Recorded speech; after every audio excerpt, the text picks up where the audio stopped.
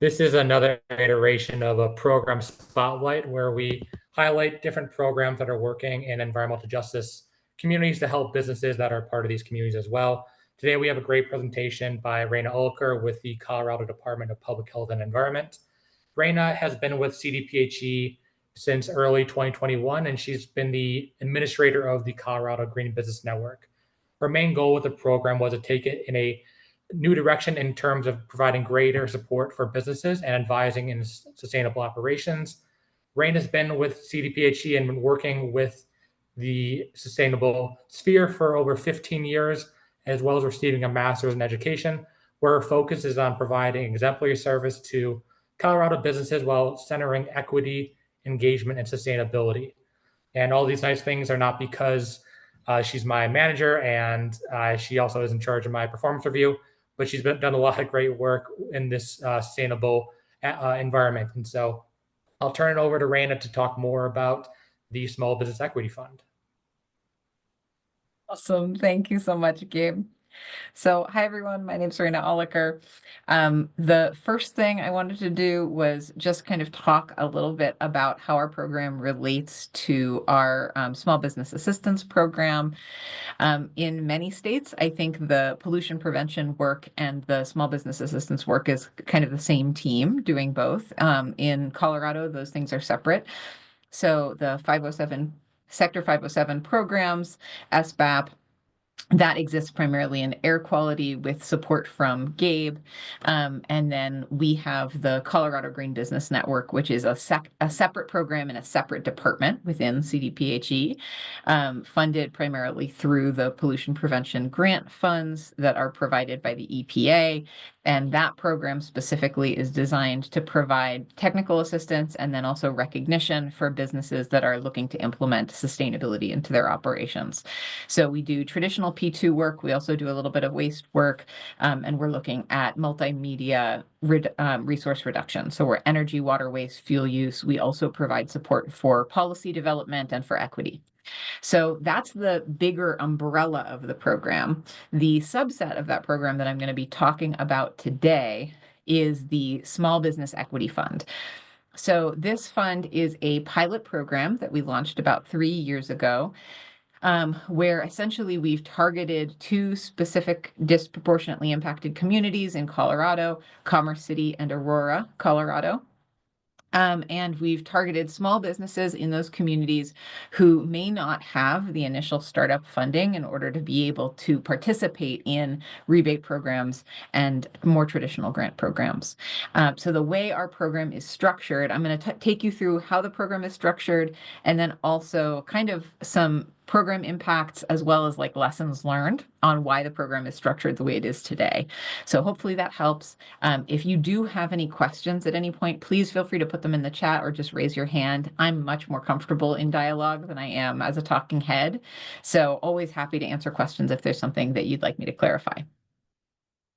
So in terms of the way our program is structured, our goals really are to support small businesses with energy upgrades and energy efficiency specifically to help them realize some cost savings, and also to help with low and no cost solutions for all of those other pieces that I mentioned earlier: energy, water, waste, transportation, all that good stuff.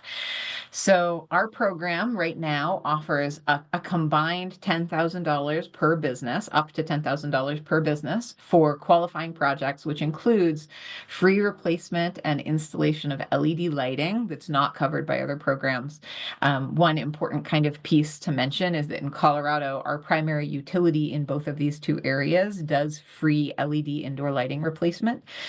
So part of our program is making businesses aware of that and referring folks to that free program when necessary. But that program does have limitations. They don't do outdoor lighting. They don't do safety and security and specialty lighting. So we kind of act as a gap filler for lights that need to be replaced but can't be replaced in that program. For those types of installations, we cover 100% of the cost up to that $10,000 cap. The other piece of the program that we offer that we found a need for in a lot of these communities is upfront coverage for up to 70% the cost of commercial refrigeration equipment replacement. And that also, again, combined cap of 10K. So that includes the purchase of new equipment, delivery and installation of new equipment, as well as the recycling and disposal of the old equipment.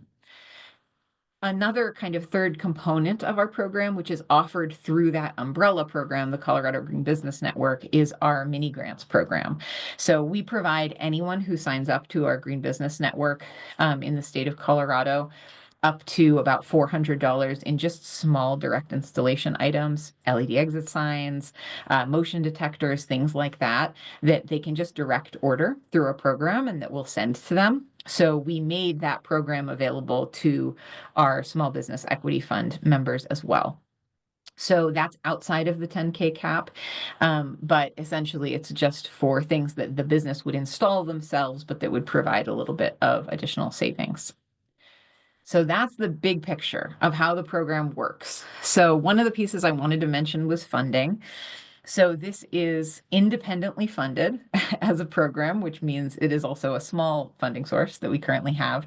Originally, our funding was experimental. We had some salary savings for our program, specifically tied to just like pandemic era kind of position changes and switches that happened to everybody.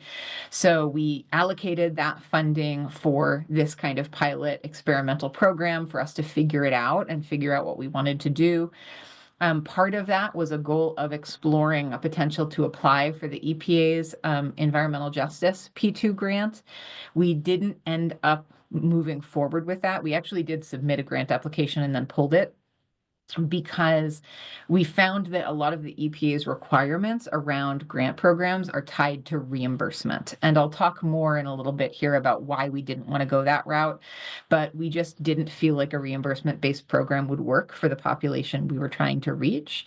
And it would have required really significant changes to our program design that just wouldn't have worked, I think, for the demographic.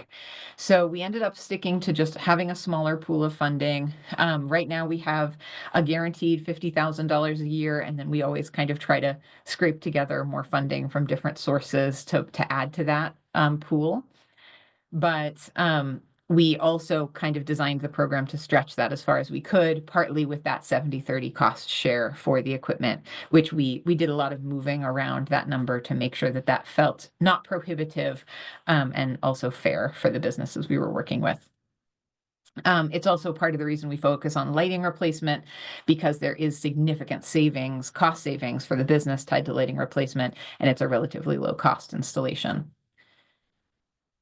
So in terms of that reimbursement versus cost sharing model, I know most grant programs are reimbursement based. I know often that's easier for us as administrators of grant programs to manage. What we found is that it was the primary reason that a lot of the small business owners in these disproportionately impacted communities weren't being able to participate in grant programs, in rebate programs. They just didn't have the startup capital to be able to manage the replacement on their own in order to then seek reimbursement. So it was a big barrier for them. This example is one kind of case study for that. So when we were playing with our grant program and with the structure initially, we did explore a reimbursement-based program. This business that you see pictures of here is one example of that. So the initial project proposal that we had for him, when we went to his store and we checked out his space, it's a liquor store. He had tons of merchandisers lining the walls, as most liquor stores do. We were recommending the replacement of 3 one-door merchandisers and 1 two-door merchandiser with a 3-door and a 2-door. So he had a lot of kind of standalone one-door pieces of equipment that were costing a lot for him to run. And they were all over 20 years old, which is very, very common as something that we see in the program, is very old equipment that's being kept running because the cost to replace is very high. So what we were looking at in terms of our initial proposal would have led to almost $2,000 a year in energy savings for just this business, with an estimate of around 14,000 kilowatt hours saved. What we ended up being able to do, because it was reimbursement based, was what he could afford to pay to replace up front, which was 1 one-door and 1 two-door with a 3-door merchandiser. So we were able to get a couple of those pieces of equipment replaced.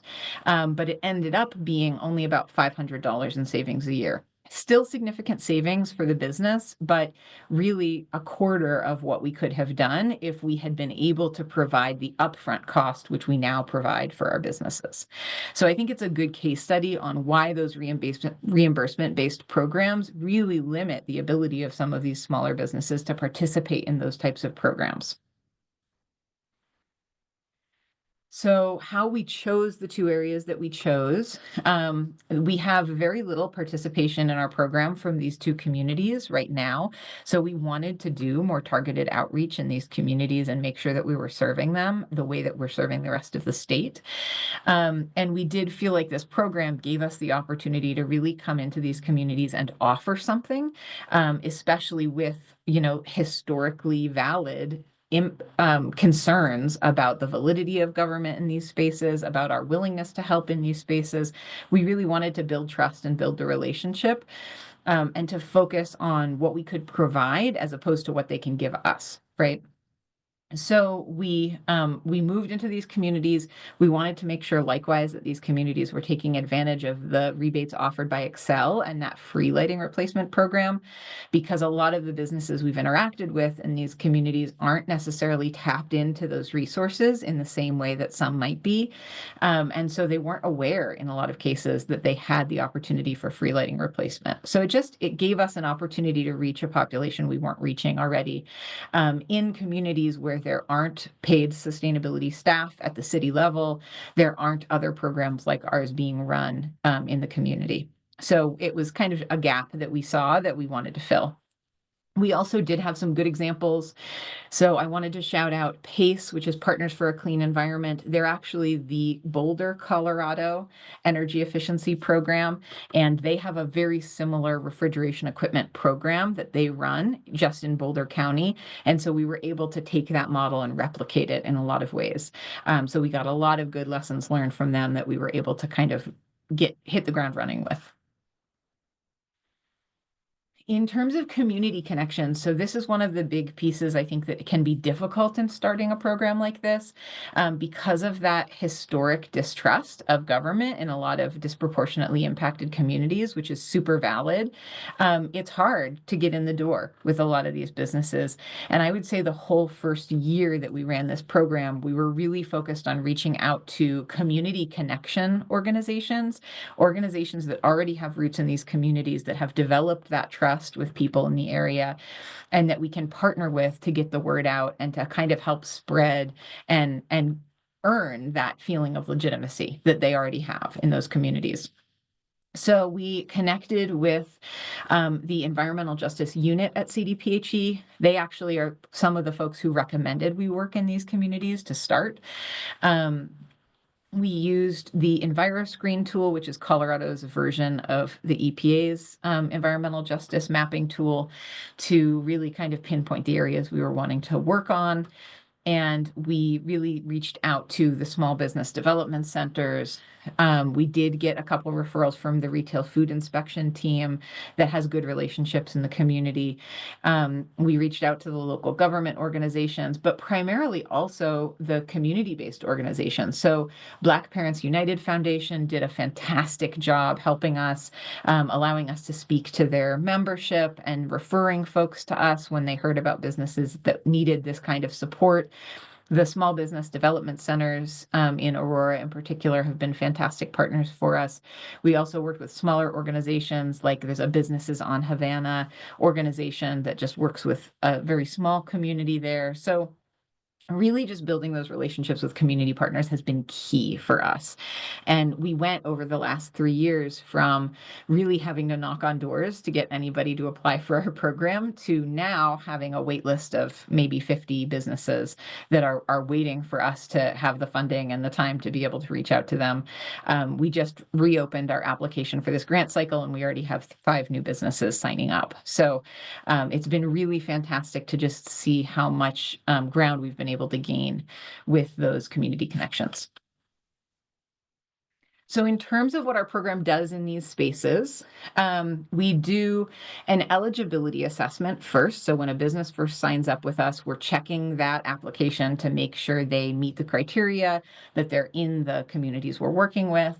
Some of our other eligibility criteria, they have to be in operation for at least 2 years. The owner needs to reside in Colorado and manage daily operations. We're really trying to pinpoint small businesses that need this funding. The business pays their utility bills. They employ 50 or fewer employees, and the business is registered and in good standing with the Secretary of State, and they have an updated registration with the IRS. So we're just making sure their business is in good working order and that they meet the criteria. Once we do that, we usually have our staff go out on site pretty soon after they sign up, because we've found that with most of the businesses that we're working with for this program, email is just not it. It's not working for regular communication with the businesses that we're reaching. They really respond well to in-person communication. They want to be able to see and ask questions and talk through what they're working on and what they're thinking. So we go out on site immediately. We usually do about a 30-minute assessment where we establish what their needs are. If they have equipment, we're looking at that equipment to assess age and energy use. Sometimes we do install meters on the equipment. We found that it is hard to date old equipment specifically, and that the specs plate on the old equipment isn't always accurate for energy use.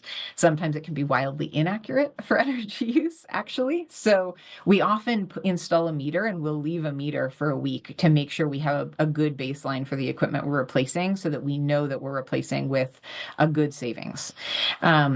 Then we also do a walkthrough of the facility, and we provide what we call an opportunity assessment that mostly in these cases covers low and no cost solutions for opportunities. So we're looking at how they're managing heating and cooling in the space, what kind of products they're purchasing for cleaning, that kind of stuff. This is what our opportunity assessment report looks like. So we do this actually for businesses across the state through the umbrella organization, CGBN. These ones are much more targeted, like I said, to low and no cost solutions, because we did get feedback from businesses that they had Excel come out and do energy audits, and they just didn't have the money to implement any of what they were told to do. So we were really trying to focus on what can be done immediately that can realize some savings for the business. This is what our upgrade opportunity report looks like. So this is really targeted towards the specific equipment that they're giving to us. We include here the model of the new equipment that we're recommending. We also include the information about the old equipment, as well as what we expect them to be spending on energy every year for that piece of equipment, given our metered results. And then we provide them with a whole savings report. So if we were purchasing this piece of equipment for them, here's the price estimate for what they would pay, what we pay, and then we do give them a sense for what we think their new annual energy use would be and what the savings would be tied to that new piece of equipment. So this is all the information we give them.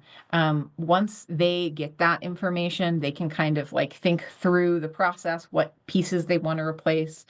And we do follow up with them often, again, in person. We do often try to, email and respond that way too. Some businesses do respond that way, but often we are going out on site with these businesses 2 or 3 times. And that's our way of making sure they don't have any questions, making sure they've signed all the agreements that they need to sign. We have a participation agreement, and then making sure they're ready to actually take the next steps and do the replacement. So those are pieces that we all do through follow-up. And then when they're ready for the installation, we kind of have 2 processes for this. For the equipment, we have a vendor that we love. They're a local company that's actually based in Pueblo, Colorado, that we work with. They've been fantastic for us. The business pays them directly 30% of the cost up front, and then we pay the remaining 70%, and then the vendor initiates the order, and they actually, as a single vendor, oversee ordering the equipment, installing the equipment, picking up the old equipment and recycling it. So they do all of that for us, which is absolutely fantastic. We did test run having, different people involved in that process, and it was just a lot of schedule juggling. So having our one vendor who does all of this for us is fantastic. Also, having both the business and us pay the vendor directly really cuts down on the amount of paperwork the business has to do. Because they're not getting any money directly from the state, we don't have to do financial risk assessments. We don't have to do all of the kind of rigmarole that is involved in a more traditional grant program that comes through the state. So it simplifies the process for the business. It makes it quick and easy to implement, both on our end and on theirs, and it just gets the process moving. For lighting replacement, we do have contractors that we prefer to work with. We've tried a lot of different contractors. Some of them are better than others. So we have a list of maybe 5 contractors that we choose to go to for these types of upgrades. And in those cases, the contractor goes in and does a separate assessment of which lights need to be replaced, what they need to be replaced with. We also do ECMs for refrigeration equipment and cooler lighting for walk-in coolers. And the contractor will send us a savings estimate and a price estimate. We approve that with the business owner. And then once that's all approved, the contractor works with the business owner to schedule installation. So that's a really kind of quick high-level overview of what we're doing. In terms of program impact, so this is the data that's tied to the last couple years of work. We've been able to save on average about 72% of energy use for equipment replacement and lighting replacement. That equates to close to $500 per business in savings. It's a big range of savings. I think I have a graph on the next page for that. And in terms of the demographics we're serving, about 25% of the businesses are self-identifying as women-owned. We also have a large chunk of the pie here being Hispanic-owned businesses, Black-owned businesses, and Asian-owned businesses. So these are the businesses we're reaching in these communities. Here are a couple pictures of some of the folks that we've worked with just this year with some quotes here. And then, as I mentioned, it's a big spread in terms of impact. So this is the 7 businesses that we did equipment replacement with this year specifically.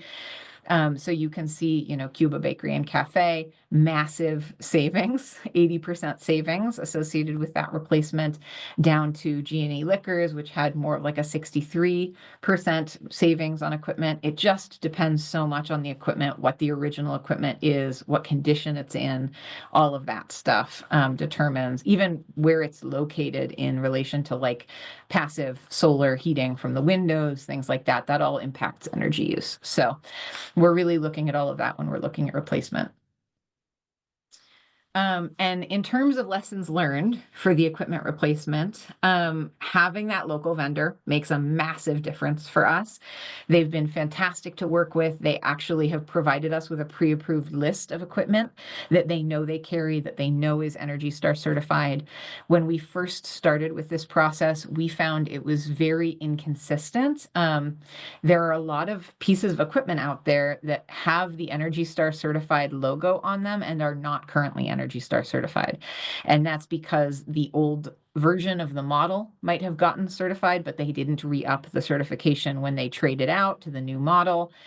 Does that indicate a significant change in the energy use of the product? Maybe not, but we wanted to make sure that we were ordering for these businesses the equipment that we knew was going to save them the most. So we wanted to make sure we were getting currently certified ENERGY STAR products that are on the ENERGY STAR website. So having a pre-approved product list made a massive difference for us. It just cut down on the amount of research time that we were needing to do per product and project. And then we did actually early on in our process reach out to the EPA to try and get some approved savings formulas because we weren't metering equipment yet. And we were trying to figure out, well, how do we assess the energy savings of these products? The long and short that we found is that it's very difficult to do without metering the equipment. The estimate that they gave us was based on a 24-hour runtime. The reality of a lot of this equipment is it's more like an 8 to 12-hour runtime because a lot of refrigeration equipment cycles. Anyway, not getting into the details, but essentially the initial formulas that they gave us were way overestimating savings. So we started to just feel like we needed to meter the equipment. I can talk more about that with anybody who's interested. But when we compare our metered data to the use of the formula, I would say probably 70% of the time, the formula is way off in terms of the actual energy use. So that's why we're still metering data. We'd love to get to a place where we can skip that step, but for right now, it just gives us better information, and we feel like we can be more confident about the savings that we're sharing through the program. In terms of our lighting program, so what I have here is in blue, you can see the savings associated with our referral to that local utility program that does free lighting replacement. Probably at least half, if not 2/3 of the businesses we work with that need lighting replacement also need indoor lighting replacement. So a lot of these businesses didn't know about the utility program. So us just referring them to that program makes a big difference for them. And then the green is the additional lighting replacement we did with those businesses. So again, widespread in savings. We have Arash International Market where we were able to realize almost 40,000 kilowatt hours a year in savings, all the way down to like 2,000, 2,300. So it's a big range depending on the business and what they need. We have seen the most savings with exterior lighting, safety lights, parking lights, replacing those with LEDs. That's been a big savings for a lot of folks. And again, lessons learned with contractor work is just having contractors that you can really rely on. We've had a lot of contractors over the 3 years that we have worked on 1 or 2 projects with, and then we were like, we're not doing that again. We really needed contractors who were clear about outlining timelines, outlining the savings, the pricing, knowing that they were ordering the right equipment the first time so they don't have to go back, knowing that the work was going to be completed properly. We really felt like we wanted to make sure we were doing a good amount of service for these businesses and that we weren't leaving them hanging with improperly installed equipment, right? I mean, so we always double check the work. We always check with the business before paying the contractor to make sure the business is happy with the work that was completed. But right from the beginning with a new contractor, we're outlining our requirements for savings reports, for pricing, for timelines, so that the contractor knows what we're about right from the beginning. And that follow-up and tracking has been really, really helpful for us in just making sure that the quality of the work being done by the contractors is up to standard. So in terms of just kind of program updates overall, what we've been able to do just this past year, we supported 15 businesses with replacing refrigeration equipment. We replaced 12 old units with 9 new Energy Star units. In a lot of cases, businesses will have 20-year-old or more pieces of equipment, and they'll have accumulated lots of one-door units. And the thing about that is the more motors you have running in the space, the more energy use is going to be present. So replacing 2 one-doors with a 2-door or 3 one-doors with a 3-door is massive savings for the business because you're just reducing the amount of appliances running. So we've often been able to downscale the number of appliances the business is using for the same end, which has been fantastic for them. Another piece of kind of P2 success that I wanted to mention is at every time we're replacing an old piece of refrigeration equipment, we're also replacing those high global warming potential refrigerants that are common in really old pieces of equipment. So we've also replaced about 130 ounces of those high potential for global warming refrigerants in these pieces of equipment with new and much more efficient and much lower impact refrigerants. So it's another little side benefit. In terms of lighting, like I mentioned, these are all kind of the things that we're covering now. We've got cooler lights, we've got outdoor LEDs, ECMs, and we've been able to realize through these projects about $13,000 in estimated savings for all of our businesses this year. Some things we're not covering at this point through lessons learned is lighting replacement for signs. Very, very finicky, very hard to do. We've just decided that it's not for us. And also small installations like occupancy sensors and thermostats. We prefer to cover those. If they're part of a larger lighting project, we'll incorporate them. But if all the business needs is a couple thermostats, we prefer to do that through our mini grant program and have them install it on their own, as opposed to us going through the trouble of having the contractor and all the paperwork just to install a couple thermostats. So those are a couple changes we've made. And yeah, that's the program in a nutshell. So I know that's a lot of information, but I would love to take questions and just to have a broader conversation if folks are interested in learning more about the funding or the model or the process. All right, awesome. Thank you. So feel free to unmute yourself if you have a question or throw it in the chat and we can read it if you prefer to do it that way. Hi there, I have a question. Yeah, go ahead. Thank you. So do you feel like the application process is pretty user friendly? And is there any assistance for the application process for completing it? Yeah, that's a good question. So that was one of the things we worked really hard to make sure was accessible. We have a sign up form in English and one in Spanish that we provide for businesses. And we've made it as streamlined as possible. So really the only thing the business needs to give us is their contact information, that Secretary of State information, address, and then what pieces they want to replace. Everything else we cover during the site visits or what have you. But really, there's not an application process per se. It's like first come, first served. Everybody who signs up, we talk to. So that's how we've managed it. I do feel like that makes it really, really easy for businesses. Even so, I think we have trouble sometimes with businesses signing up and then not responding when we reach out to them and we try and connect, which I think is just the nature of these super small businesses where the owner is also the person who's doing front of house and back of house and trying to manage a million things. But I think compared to a lot of other grant programs, our application process is really, really minimal. That's great. That leads me to a follow-up question. Is there a usual type of business you see in this? I noticed a lot of like restaurant cafe types. So I would say it's a lot of restaurants and cafes, partly because of the refrigeration equipment.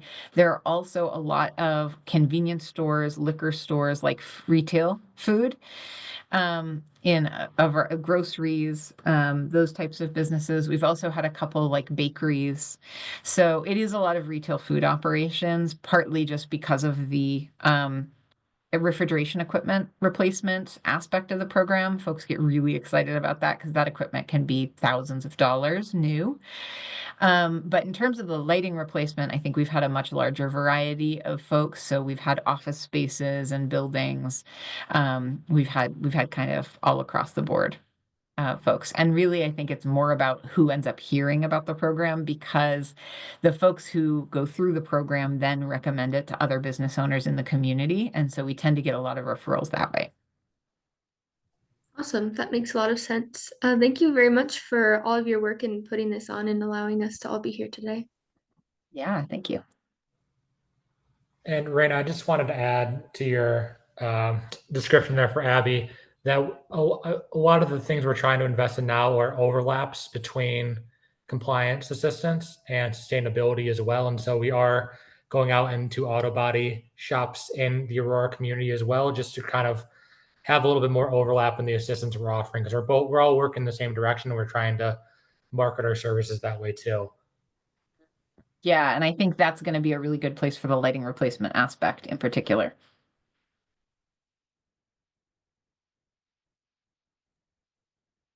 A question for those types of facilities that have environmental compliance obligations. Do you do any like screening to make sure that they've been in compliance, or any kind of checks on that, to make sure that they're good actors before giving them money, or is it just kind of they request it and I mean give help work with them?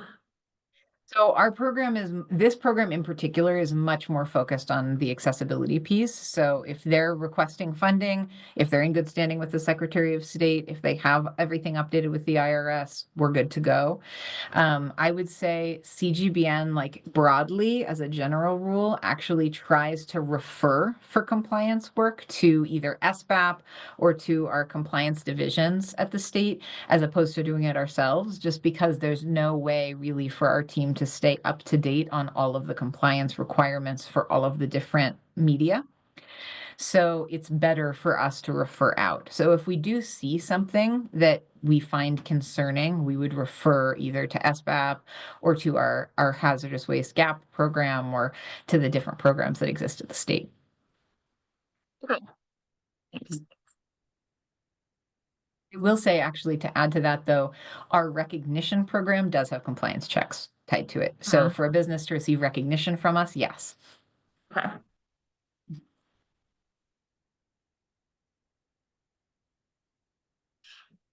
Anybody else have any questions? Hey, this is Jenna McWhirter with the state of Tennessee in our Small Business Environmental Assistance Program. And I think the only question I really had was pertaining to your staff. So you have 5 or 6 people, and do all of them work on like the same components, or how is your system of doing this program? How is it set up? Yeah, that's a good question. So the larger umbrella of the Colorado Green Business Network is something that everybody on our team works with in some capacity. So most of the folks on our team do technical assistance and the recognition piece of the program. We have one member of our team. So the way our program kind of works is that each person on our team does those core pieces and then also holds different aspects of the program. So we have one team member in particular who holds SBEF as their kind of program that they do work on. So in addition to the general CGBN work, they're also doing SBEF work. And partly because of the limitation of the funding that we have available, it's been enough to have one person part-time focusing on the Small Business Equity Fund, because we probably can, like you're seeing, only work with about 15 businesses a year. So we usually kind of try to stagger that so that we're doing that work during the slow season of our CGBN program, and then we can kind of switch back into the technical assistance and support for our other businesses once that speeds up. Cool. Thank you so much. Yeah, for sure. And I would say, I mean, like I mentioned in the presentation, this is a very time-intensive program. So if we were to get more funding, we would definitely want more staff for it. Absolutely. Yeah, it seems like a lot of legwork that y'all are doing to really help your small businesses, which is so awesome. And I think you really hit on all of the different pieces that I was thinking of like having a contractor. Having to deal with contractors is never fun. So it's really there's a lot of great insights in your presentation. So thanks. Yeah, thank you. And yeah, happy to help. If any of you decide you want to start a program like this, happy to meet one-on-one and to talk through why we did what we did more specifically. I'm trying to keep high level here, but happy to dig into the details. Sweet. Thank you. Mm-hmm. So I know the program was kind of started by just internal savings that you were able to dedicate toward this pilot program. Can you say a little bit about how you were able to get that to work within your agency? I feel like, since we're all dealing with the limited funding and, if there's leftover money and it can go in a whole bunch of different ways, like how did you make that case and get the approvals to be able to take that success and put it toward this new program? Yeah, so I know in our state, at least, I think in many states, environmental justice has become more and more a part of the conversation happening, both at the state level with the legislature, also within leadership at CDPHE. So it's something that I think is evolving as a conversation at the state level. And with that initial startup funding that we had, we were really able to tell the stories of the businesses that we were working with. So the fact that we did that, and I'm going to go back to it, sorry for the quick slide roll, but I think this example in particular, the example of the reimbursement-based versus the cost-sharing model, we were able to really tell that story of why we were organizing the program the way we were organizing it, and also the impact we were capable of having for small businesses in these communities. And I think a lot of the testimonials that we got, the metrics that we were able to get, just helped leadership see this program as valuable. And so we're actually in a place now within our division where our leadership has said, well, okay, if there's extra savings from other units within our division, let's see if we can allocate it to SBEF. So they know at this point, if they want to give us more money, we will take that money and we will spend it appropriately. So we've kind of become like a catch basin a little bit for other units in our division, which I'm happy with at this point, especially since we do just have the one person working on the project that works for us. We are interested in exploring longer term funding, larger funding. So we are involved right now in conversations about how we can kind of make that pitch. But I think a lot of it has just been the narrative of the story. So we have put a lot of time and energy into getting the testimonials, going out and getting pictures of of folks standing next to their new equipment so that we can tell that story in real terms and not just have it be numbers on paper, which I think has really helped.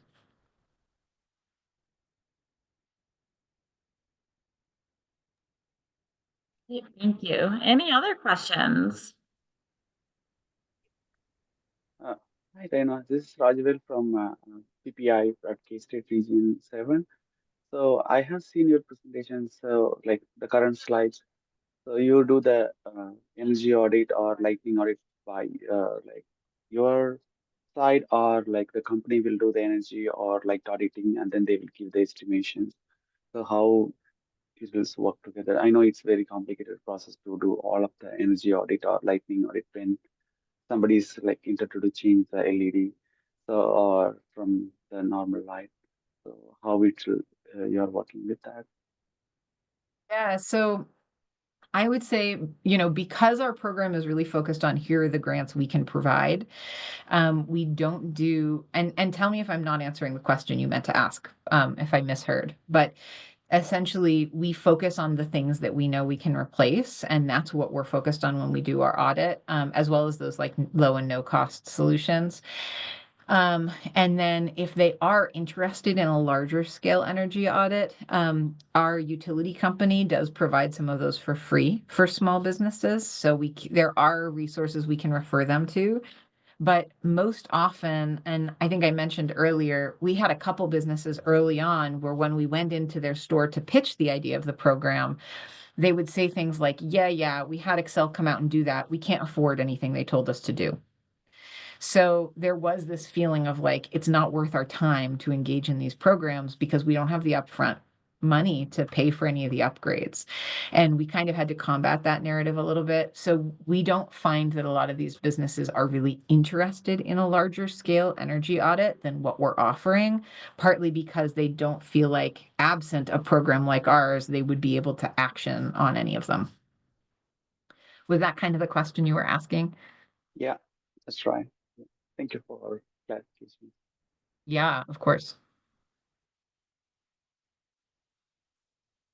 I would say we do have, again, in our larger umbrella program, we do a lot more of that. So with businesses that are a little bit larger, a little bit more established, those businesses often do ask for those types of things. And so we have folks that we refer them to, local programs that we get them connected with. And we also will do a little bit more of that type of audit when we know the business is interested in higher cost improvements.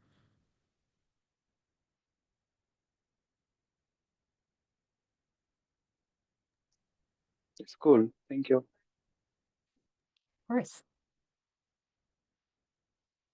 Anyone else?